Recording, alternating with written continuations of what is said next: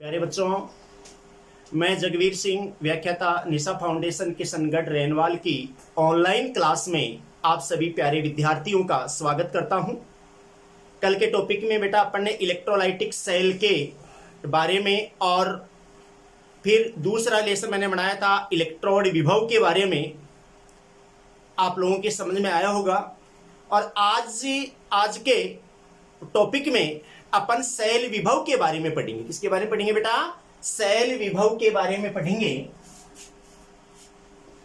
Cell विभव, जिसको मैं लिखूं सेल पोटेंशियल, जिसको अपन विद्युत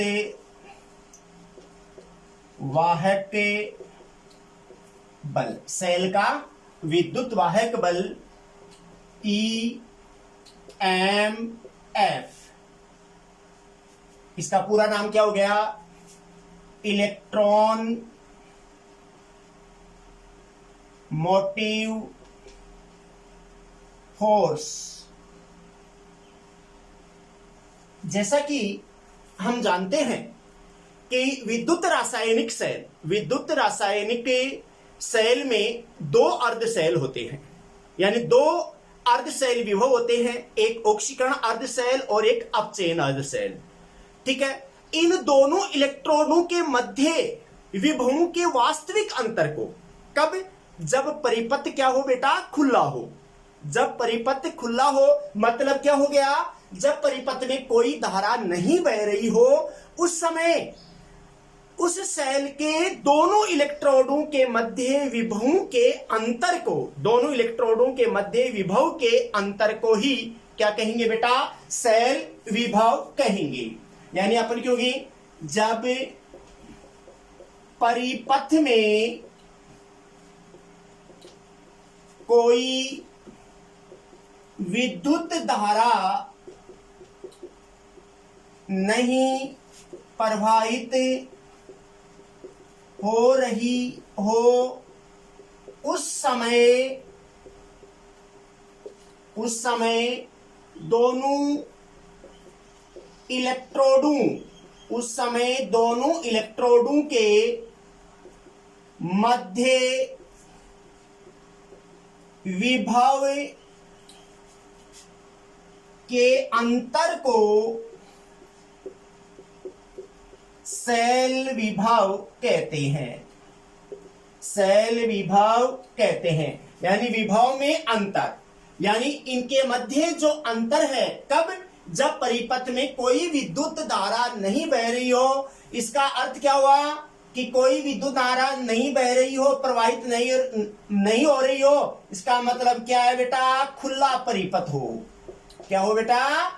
खुला परिपथ हो। उस समय दोनों इलेक्ट्रोडों के मध्य विभव में अंतर, विभव के अंतर को ही सेल विभव कहते हैं। सेल विभव कहते हैं। अपन अगर ये कहें, मान लीजिए किसी परिपथ में Q आवेश प्रवाहित करने के लिए W कार्य करना आवश्यक है। यानी अपन यूं कहें कि सेल विभव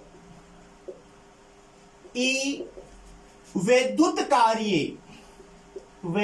कार्य मतलब W, और आवेश अपन क्या करें कि कितना आवेश प्रवाहित कर रहे हैं, तो प्रवाहित आवेश Q।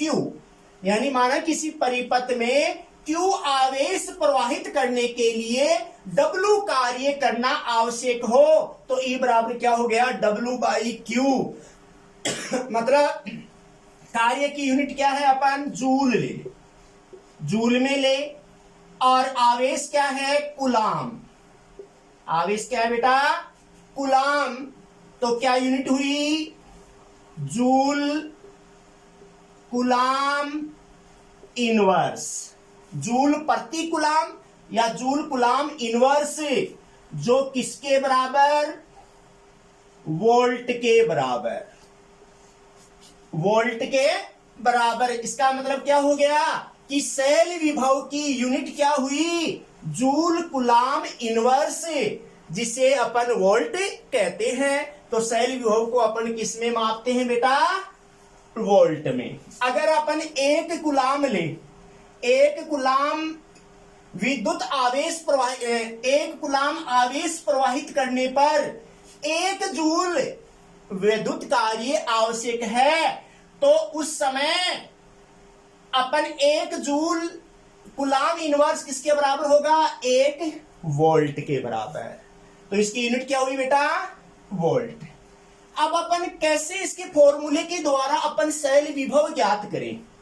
अपन विद्युत रासायनिक सेल में अपन को पता था कि यहां बाई साइड में क्या था? एनोड, दाई साइड में क्या था? कैथोड था ही नहीं था। ये अब अपन कहे यहां पर ये ऑक्सीकरण अर्ध सेल था, ये अपचयन अर्ध सेल था, ठीक है ना। इन दोनों सेलों के विभव, दोनों इलेक्ट्रोडों के विभवों के वास्तविक अंतर कब? जब परिपथ क्या हो? खुला हो। परिपथ खुला हो मतलब उसमें कोई विद्युत धारा प्रवाहित नहीं हो रही हो, उस समय विभव के अंतर को सेल विभव कहते हैं। मैं ज्ञात करूं तो सेल पोटेंशियल क्या लिखूं मैं?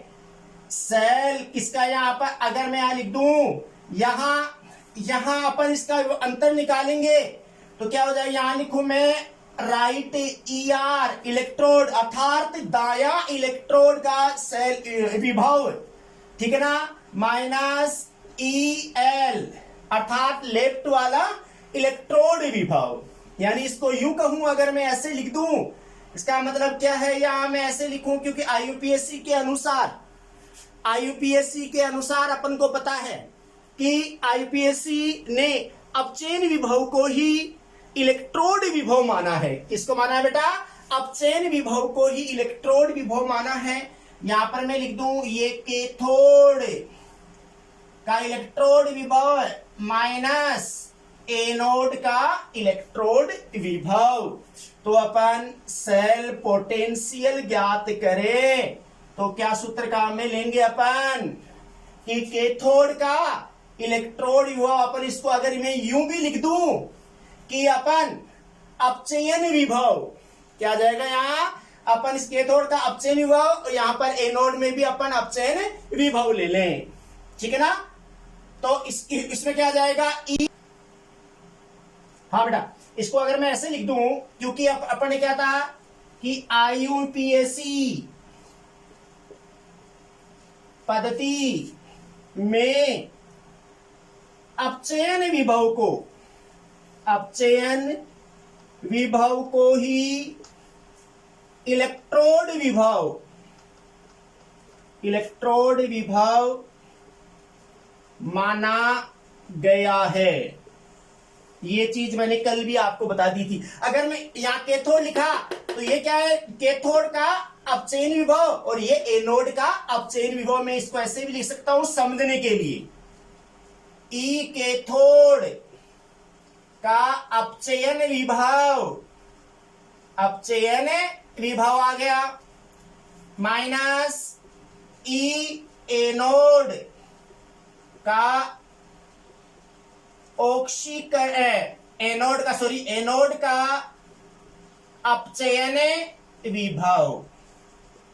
का अपचयन विभव। ध्यान देना बेटा कि आप यहां पर अपने मैंने यहां R लिख दिया, इसका मतलब ये कैथोड इलेक्ट्रोड है। क्या मान रहे हैं अपन? कैथोड में अपचयन विभव। इधर भी अपन एनोड में भी क्या मानेंगे? मान क्या लिखेंगे? इसका अपचयन विभव का लिखेंगे। तो ई लेफ्ट वाला साइड में क्या होता है? एनोड। तो इसका मतलब इसका अर्थ मैंने यहां लिख दिया नीचे कि अपन सेल पोटेंशियल का मान ज्ञात करेंगे तो ई कैथोड का अपचयन विभव माइनस ई एनोड का अपचयन विभव, मतलब इसका मान क्या होता है? ज्यादा होगा अपचयन विभव का, और इसका मान क्या होगा बेटा? कम होगा कि नहीं होगा? भाई इसका मान तो ज्यादा होगा, प्लस में होगा, है ना, और इसका मान माइनस में है तो कम होगा। कुल सेल विभव क्या आएगा बेटा? धनात्मक आएगा। क्या आएगा बेटा? धनात्मक आएगा। इसको मैं अभी एग्जांपल के द्वारा आपको समझा देता हूं, इसको साफ करके।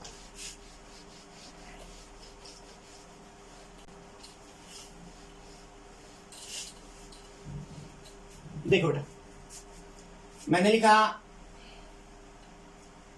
ई सेल पोटेंशियल बराबर क्या लिखा, ई में लिख दूं यहां कैथोड,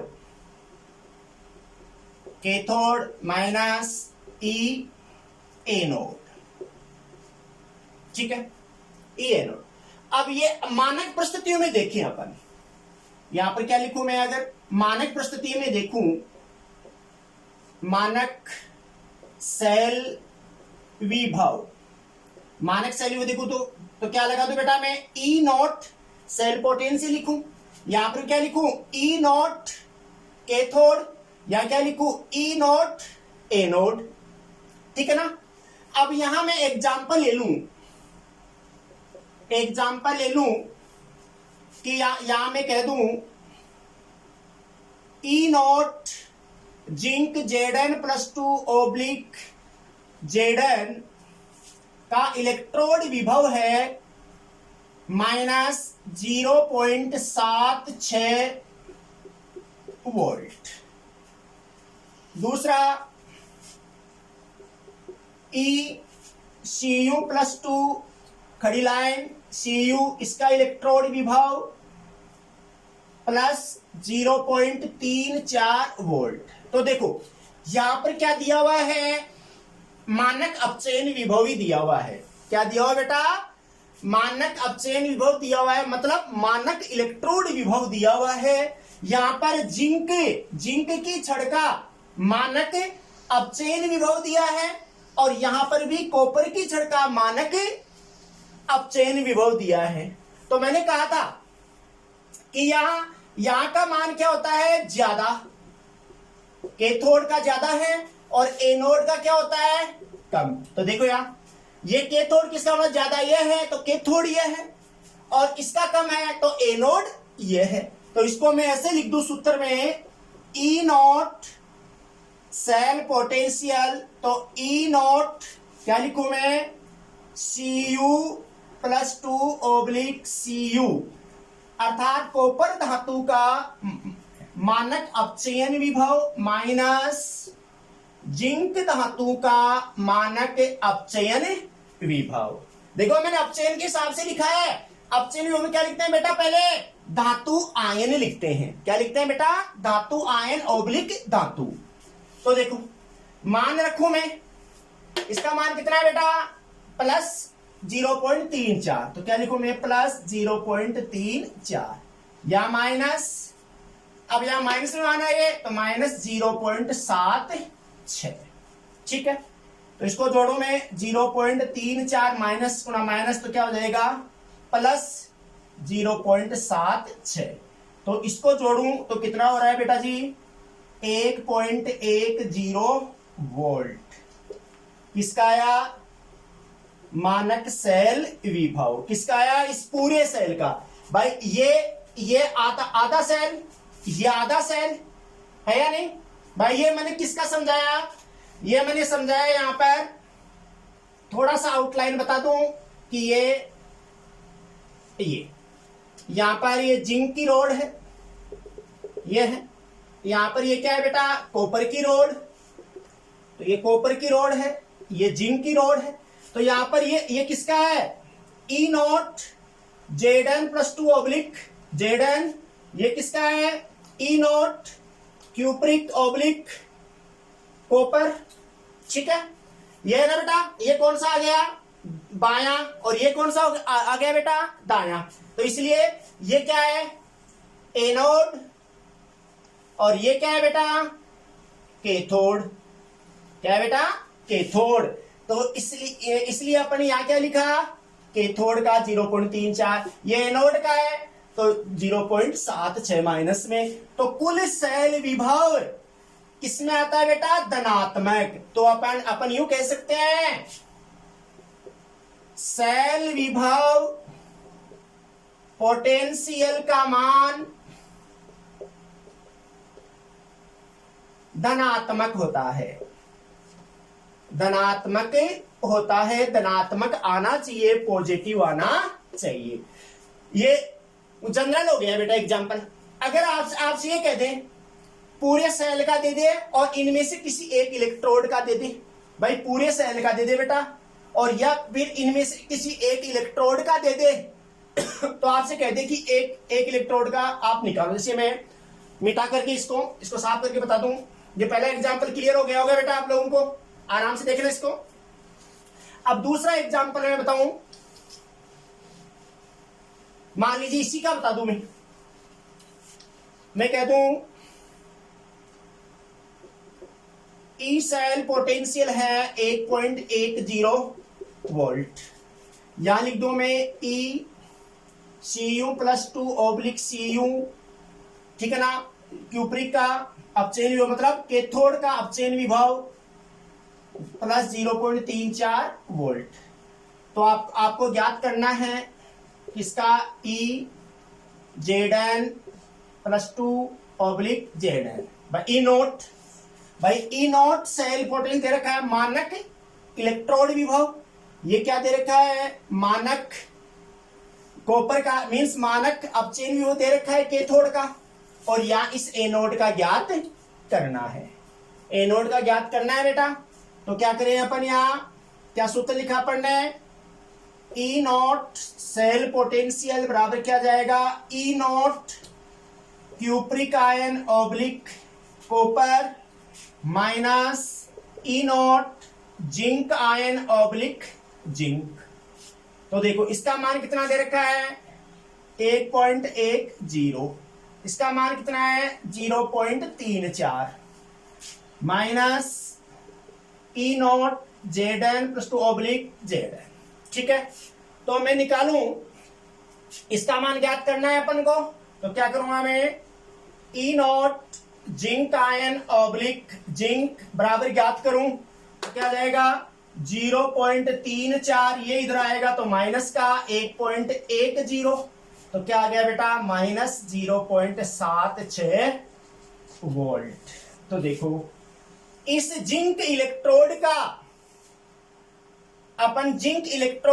इलेक्ट्रोड विभव, मानक इलेक्ट्रोड विभव कितना आ गया 0.76 वोल्ट ऋणात्मक, यानी अपचयन विभव जिंक रोड का अपन के यूं कहे एनोड का अपचयन विभव कितना आ रहा है -0.76 वोल्ट ऋणात्मक में। तो बेटा आपके समझ में आया होगा कि सेल विभव किसे कहते हैं। सेल विभव जब परिपथ में कोई धारा नहीं बह रही हो उस समय, जब परिपथ में कोई धारा नहीं बह रही हो उस समय दोनों इलेक्ट्रोडों के मध्य विभव के अंतर को ही सेल विभव कहते हैं। इसको अपन ईएमएफ कहते हैं, इलेक्ट्रॉन मोटिव फोर्स कहते हैं। अपन इसका यूनिट देखें तो यूनिट क्या है, इसकी इकाई क्या है, वोल्ट है। अपन कैसे कि जूल कुलाम इनवर्स किसके बराबर हो गई बेटा, वोल्ट के बराबर।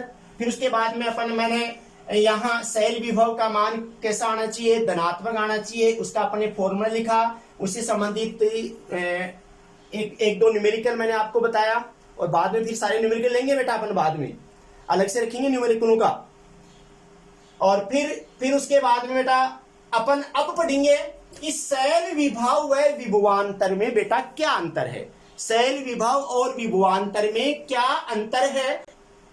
सेल विभव व विभवांतर में बेटा मैंने अंतर लिखे हैं, एक बार समझा दूं मैं आप लोगों को। सेल विभव क्या है बेटा, जब परिपथ खुला हो उस समय दोनों इलेक्ट्रोडों के मध्य विभव में अंतर को ही क्या बोलते हैं, सेल विभव। यानी परिपथ खुला हुआ हो मींस परिपथ में कोई विद्युत धारा प्रवाहित नहीं हो रही हो, उस समय का विभवांतर क्या कहलाएगा बेटा, सेल विभव। जब परिपथ बंद हो अर्थात परिपथ में विद्युत धारा प्रवाहित हो रही हो, परिपथ बंद हो, उस समय दोनों इलेक्ट्रोडों के मध्य के विभवांतर को मींस उन इलेक्ट्रॉन के मध्य विभव है वो क्या है, विभवांतर। किस समय, जब परिपथ बंद हो उस समय का विभव क्या है, विभवांतर है। और जब परिपथ खुला हो उस समय दोनों इलेक्ट्रोडों के मध्य के विभवांतर को क्या बोलेंगे अपन, सेल विभव कहेंगे। यह सेल के अधिकतम ईएमएफ के बराबर होता है कौन, सेल विभव। देखो सेल विभव क्या है बेटा, यह सेल के अधिकतम ईएमएफ के बराबर होता है, मींस इलेक्ट्रॉन मोटिव फोर्स। मैंने बताया था ईएमएफ का अर्थ बेटा इलेक्ट्रॉन मोटिव फोर्स, विद्युत वाहक बल के बराबर होता है। यानी यह सेल के अधिकतम ईएमएफ के बराबर होता है, जबकि विभवांतर क्या है, यह सेल के अधिकतम ईएमएफ से सदैव कम होता है। ये तो क्या होता है, बराबर होता है, और ये क्या है, सदैव कम होता है। कौन, विभवांतर। वोल्टमीटर से या वोल्टामीटर से इसका मापन संभव नहीं है, इसका सेल विभव का, क्योंकि परिपथ बंद होते ही अल्प मात्रा में विद्युत धारा प्रवाहित हो जाती है। इस कारण से वोल्टामीटर से इसका मापन नहीं होता। इसका मापन किसके द्वारा करते हैं, विभव मापी के द्वारा करते हैं, और जबकि विभवांतर का मापन वोल्टामीटर से किया जा सकता है। किसी के सकता है बेटा, वोल्टामीटर से। संदर्भ इलेक्ट्रोड बेटा मैंने सेल विभव व विभवांतर में अंतर बता दिया। उसके बाद में संदर्भ इलेक्ट्रोड क्या है, किसे कहते हैं। बेटा इसको यूं समझो कि अपन आपको कह दे कि किसी एक अर्ध सेल का, मींस एक इलेक्ट्रोड का इलेक्ट्रोड विभव आप ज्ञात कीजिए। तो बताओ, ये बात बताओ आप कि अपन एकल इलेक्ट्रोड का इलेक्ट्रोड विभव कैसे ज्ञात करेंगे। आप अपन को पूरा सेल चाहिए तो पूरा सेल बनाएंगे, तो पूरा सेल बनाना है तो 2 इलेक्ट्रोड चाहिए अपन को, ऑक्सीकरण अर्ध सेल चाहिए, अपचयन अर्ध सेल चाहिए। तो अपन पूर्ण सेल बनेगा तभी अपन एकल इलेक्ट्रोड का विभव ज्ञात कर सकते हैं। तो जिस इलेक्ट्रोड का विभव ज्ञात करना है उसके साथ में अपन ऐसा इलेक्ट्रोड लेते हैं जिसका विभव ज्ञात हो, जिसका इलेक्ट्रोड विभव अपन को ज्ञात हो, ऐसा इलेक्ट्रोड उसके साथ में जोड़ करके पूरा सेल बना लिया जाता है। ऐसे इलेक्ट्रोड को संदर्भ इलेक्ट्रोड कहते हैं। अगर इजी शब्दों में कहूं बेटा तो आप ऐसे समझो कि ऐसा इलेक्ट्रोड जिसका सेल विभव ऐसा इलेक्ट्रोड जिसका इलेक्ट्रोड विभव पहले से ज्ञात हो, उसको उस इलेक्ट्रोड के साथ जोड़ करके पूरा सेल बना लेते हैं, और उस ऐसे इलेक्ट्रोड को अपन संदर्भ इलेक्ट्रोड कहते हैं। यानी किसी भी इलेक्ट्रोड का विभव ज्ञात करने के लिए एक ऐसा इलेक्ट्रोड लिया जाता है। किसी भी इलेक्ट्रोड का विभव ज्ञात करने के लिए एक ऐसा इलेक्ट्रोड लिया जाता है जिसका इलेक्ट्रोड विभव पहले से ज्ञात हो। ऐसे इलेक्ट्रोड को संदर्भ इलेक्ट्रोड कहते हैं। यानी अपन किसी भी इलेक्ट्रोड का विभव ज्ञात करने के लिए एक ऐसा इलेक्ट्रोड लेते हैं जिसका इलेक्ट्रोड विभव पहले से ही ज्ञात हो, उसे जोड़कर पूर्ण सेल बना लिया जाता है। पूर्ण सेल बना लिया जाता है, उसे संदर्भ इलेक्ट्रोड कहते हैं।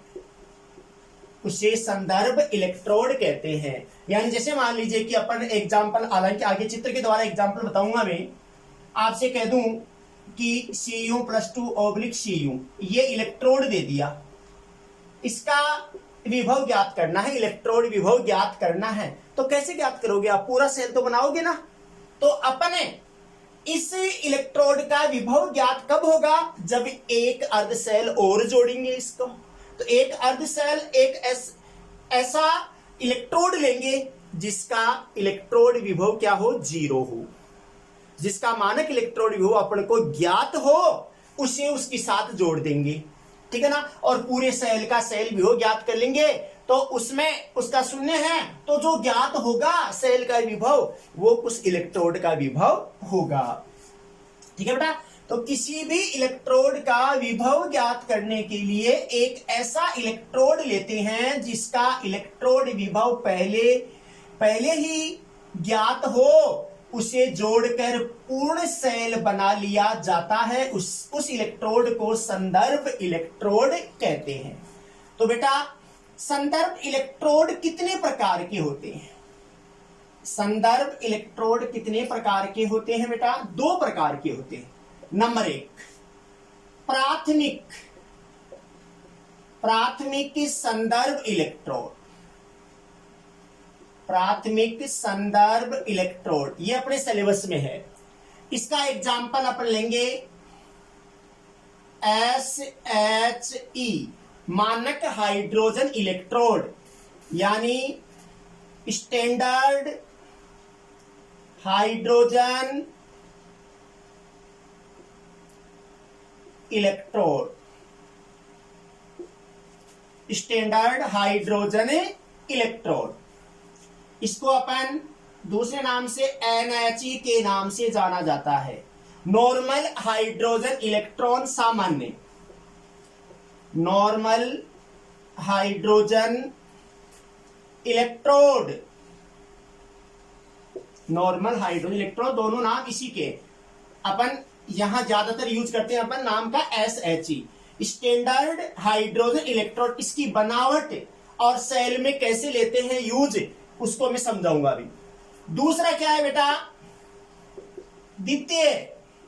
द्वितीयक संदर्भ इलेक्ट्रोड, द्वितीयक संदर्भ इलेक्ट्रोड। इसका एग्जाम्पल कौन कौन से एग्जाम्पल याद रखने हैं?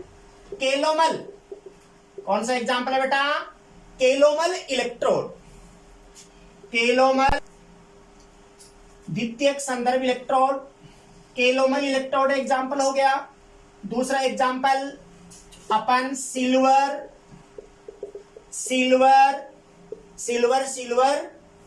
Chloride, silver chloride electrode, silver chloride electrode आदि। तो ये द्वितीय, ये इनके बारे में आगे अपन उच्च कक्षाओं में इनके बारे में पढ़ेंगे। अपने सीनियर क्लास में प्राथमिक संदर्भ इलेक्ट्रोड हैं। तो बेटा अपन अब SHE के बारे में विस्तार से मैं आपको बताऊंगा। एक बार परिभाषा दोबारा बता दूं कि बेटा किसी भी इलेक्ट्रोड का अगर इलेक्ट्रोड विभव ज्ञात करना है तो हमें एक ऐसे इलेक्ट्रोड की आवश्यकता होगी जिसका इलेक्ट्रोड विभव पहले से ही हमें ज्ञात हो। उस इलेक्ट्रोड को उसके साथ में जोड़ करके पूरा सेल बना लेंगे, ठीक है ना। फिर उसके बाद में अपन उस इलेक्ट्रोड का इलेक्ट्रोड विभव ज्ञात कर सकते हैं। तो बेटा अब मैं आपको SHE के बारे में बताऊंगा, NHE बोलते हैं उसके बारे में आपको बताऊंगा। इसको मैं साफ कर लूं।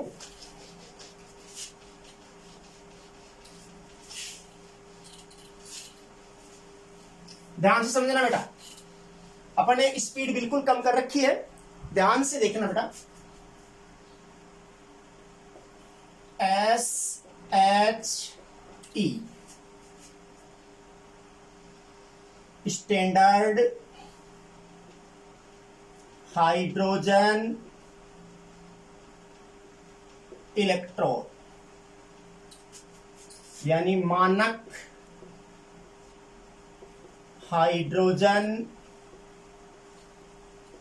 इलेक्ट्रोड, मानक हाइड्रोजन इलेक्ट्रॉन, इसका इलेक्ट्रोड विभव क्या होता है? इसका मानक इलेक्ट्रोड विभव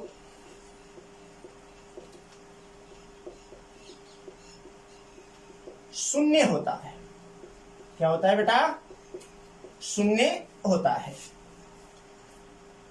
इस संदर्भ इलेक्ट्रोड को यानी अपन यूं कह सकते हैं SHE को अपन कैथोड और एनोड दोनों के रूप में, SHE को अपन कहें ऑक्सीकरण अर्धशैल यानी एनोड तथा अपचयन अर्धशैल कैथोड के रूप में जोड़ सकते हैं, यानी अपन जो इलेक्ट्रोड दिया गया है उसका कैथोड बनेगा, एनोड बनेगा। अगर उसका कैथोड बनेगा तो इसको एनोड में जोड़ लेंगे, अगर उसका एनोड बनेगा तो इसको कैथोड में जोड़ लेंगे। अब इसकी बनावट मैं आपको समझाऊं। देखो,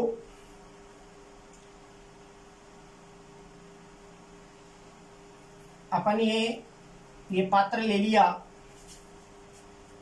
इसमें अपन एक कांच का नलिका लगा दूं, यानी यहां पर सबसे पहले मैं ये प्लेटिनम का तार, इसका संबंध प्लेटिनम की प्लेट से करते हैं, फॉयल से करते हैं। ये प्लेटिनम की पन्नी लगा दी, प्लेट लगा दी, फॉयल लगा दी। इस तार को अपन एक छोटी नलिका अर्थात जिसमें अपन कहें मरकरी भरा हुआ है, जिसमें क्या भरा हुआ है? मरकरी भरा हुआ है।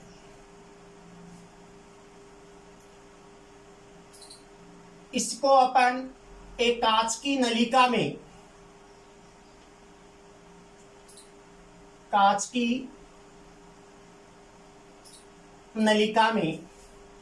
बंद कर देते हैं। यहां पर इसको मैं ऐसे, ये प्लेटिनम का तार, ठीक है,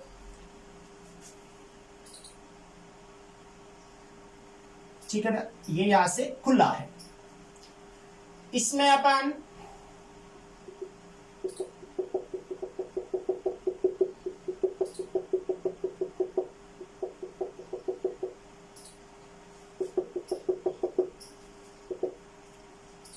एक मोलरता का HCl विलयन बन लेते हैं। एक मोलरता का HCl विलयन ले लिया।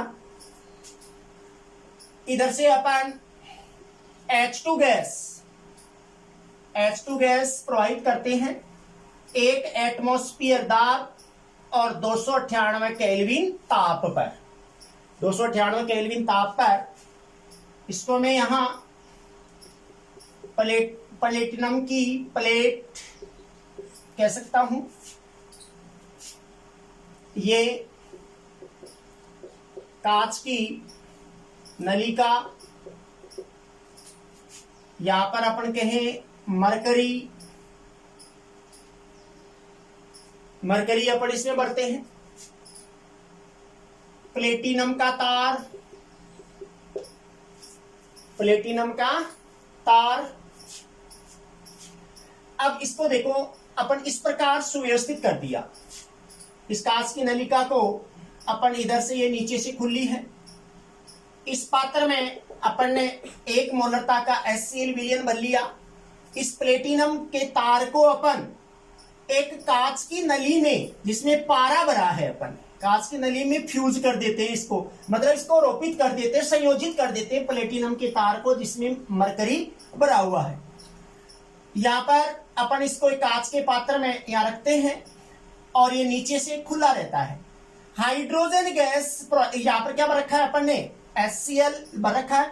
इधर से हाइड्रोजन गैस प्रोवाइड करते हैं। दाब कितना रखते हैं? 1 एटमॉस्फेयर और 298 केल्विन ताप पर H2 गैस प्रवाहित करते हैं तो H2 गैस, ये प्लेटिनम उस H2 गैस को अधिशोषित कर लेता है और जो अतिरिक्त रह जाती है ये बाहर बुलबुलों के रूप में, जो अतिरिक्त रह जाती है ये यहां अपन कहें H2 गैस के बुलबुले, H2 गैस के बुलबुले हैं ये। तो ये H2 गैस के बुलबुले इसमें निकल जाते हैं अतिरिक्त, और कुछ H2 गैस इसमें अधिशोषित हो जाती है, किसकी? प्लेटिनम की प्लेट के द्वारा, फॉइल के द्वारा अधिशोषित कर लिया जाता है। तो ये तो एक बनावट मैंने आपको बता दी। अब इस सेल का अपन एनोड के रूप में कैसे प्रदर्शन करें और कैथोड के रूप में कैसे प्रदर्शन करें, तो यहां पर मैं एनोड के रूप में प्रदर्शन, भाई इस सेल को जो ये SHE है इसको एनोड के रूप में कैसे प्रदर्शन करते हैं आपको बताया बेटा। एनोड में कैसे लिखते हैं, पहले अपन धातु लिखते हैं, फिर खड़ी लाइन, फिर धातु आयन लिखते हैं, ब्रैकेट में उसकी भौतिक स्थिति लिखते हैं और उसकी सांद्रता लिखते हैं। तो यहां पर अपन देखें, देखो ये किसके द्वारा है? प्लेटिनम है, तो अपन यहां प्लेटिनम लिख दिया मैंने।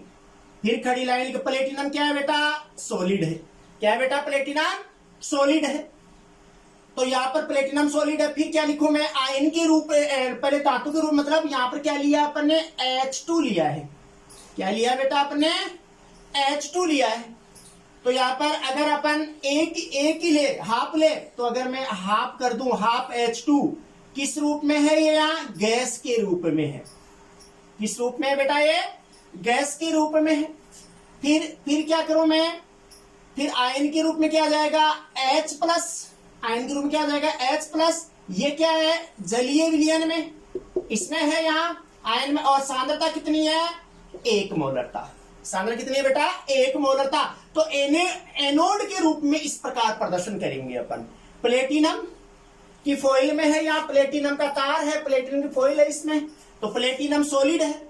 फिर खड़ी लाइन हाफ H2 गैस भौतिक स्थिति, फिर अब खड़ी लाइन H+ एक्वस और सांद्रता 1 मोलरता। फिर दूसरा अपन कहें कैथोड के रूप में। कैथोड के रूप में प्रदर्शन, यानी कैथोड के रूप में प्रदर्शन कैसे करेंगे बेटा इसका? तो कैथोड में क्या लिखते हैं बेटा? पहले धातु आयन लिखते हैं, नहीं लिखते हैं बताओ आप भाई? कैथोड के रूप में पहले क्या लिखते हैं अपन? धातु आयन लिखते हैं। फिर उसके बाद में अपन धातु लिखते हैं, मतलब यहां पर क्या है? हाइड्रोजन है, तो पहले आयन के रूप में लिखेंगे, फिर अपन यहाँ उसके अपन अणु के रूप में लिखेंगे, और फिर उसके बाद में अपन उसमें अपन प्लेटिनम लिखेंगे। तो क्या लिखूं मैं यहाँ? H+, ये क्या है? हाइड्रोजन आयन है, एक्वस।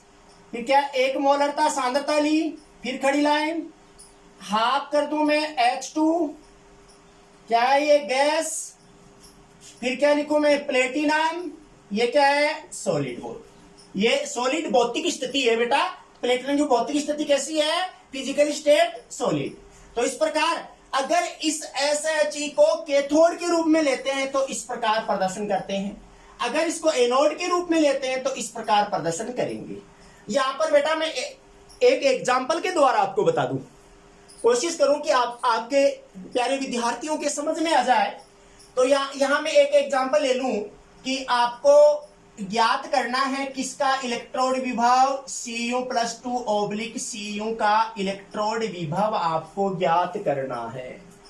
इसका इलेक्ट्रोड विभव आपको ज्ञात करना है। तो ये इलेक्ट्रोड दे दिया, तो इसका मतलब आपके ध्यान में होना चाहिए कि कॉपर इलेक्ट्रोड, इसका मतलब ये किस रूप में जुड़ता है? कैथोड के रूप में जुड़ता है, क्योंकि इसका अपचयन विभव का मान पॉजिटिव होता है। तो इसका क्या बनाएंगे? इसका पता किससे चलेगा? अपन को विद्युत रासायनिक श्रेणी से पता चलेगा। तो इसको मैं कैथोड बनाऊंगा, तो इसको एनोड भी ले लूंगा। तो अगर मैं ये सेल बनाऊं, छोटा सा सेल बना दूं मैं आपको यहां से, ये और यहां पर ये इसको बना दूं, यहां पर ये A, ये क्या जाएगा बेटा? B। अब यहां पर इसको क्या लिया मैंने? कैथोड लिया। तो यहां पर ये ये यहाँ पर कॉपर आ जाएगा, ये कॉपर की छड़ लगा दी, और यहाँ पर क्या बन लूंगा मैं, CuSO4 ये बन लूंगा, और ये कॉपर की छड़ यानी किसका काम करेगी, ये कैथोड का काम करेगी। किसका काम करेगी बेटा, ये कैथोड का काम करेगी। कॉपर की छड़ ले ली, ये कैथोड का काम करेगी। अब इसका मतलब ये SHE किस रूप में लेंगे अपन, ऑक्सीकरण अर्ध सेल में, तो इसको हम अपन ऑक्सीकरण अर्ध सेल में लेंगे। तो बेटा इसको अपन संक्षिप्त रूप से इस प्रकार अपन ये बना दे, ऐसे ऐसे, ये यहां फॉइल जोड़ दें अपन ऐसे, और इधर अपन ये H2 गैस, ठीक है ना। यहां पर ये इसको जोड़ दें अपन यहां, ठीक है, और यह आ जाएगा यहां, इनका अपन इस प्रकार अपन गैल्वेनोमीटर जोड़ दिया, और फिर ये अपन यहां लवण सेतु से जोड़ दिया, है नहीं बेटा। तो ये यहां पर अपन ये किस रूप में जोड़ा अपन ने, एनोड के रूप में। इसको किस रूप में जोड़ा बेटा अपन ने, कैथोड के रूप में। तो यहां पर क्या होगा, इसका ऑक्सीकरण होगा कि नहीं होगा भाई यहां पर अपन ने क्या ले लिया, HCl ले लिया, तो इसका ऑक्सीकरण होगा कि नहीं होगा यहां, तो इसका ऑक्सीकरण होगा, मतलब यहां पर क्या जाएगा, हाफ H2, ये क्या जाएगा H प्लस और प्लस इलेक्ट्रॉन, ये होगी। यहां पर देखो आप, half H2 H plus plus electron निकल रही है, और यहां पर देखो आप, यहां ये अपन ये क्यों, अगर यहां पर दो जा रहे हैं भाई, कॉपर का एग्जांपल लिया है अपन ने, तो कॉपर का एग्जांपल लूंगा तो मैं पूरा ले लूं इसको, और 2 H प्लस ले लूं, और ये 2 इलेक्ट्रॉन, तो यहां पर क्या हो जाएगा, Cu+2, ये 2 इलेक्ट्रॉन ग्रहण करके ये क्या बना जाएगा, Cu सॉलिड, ठीक है ना।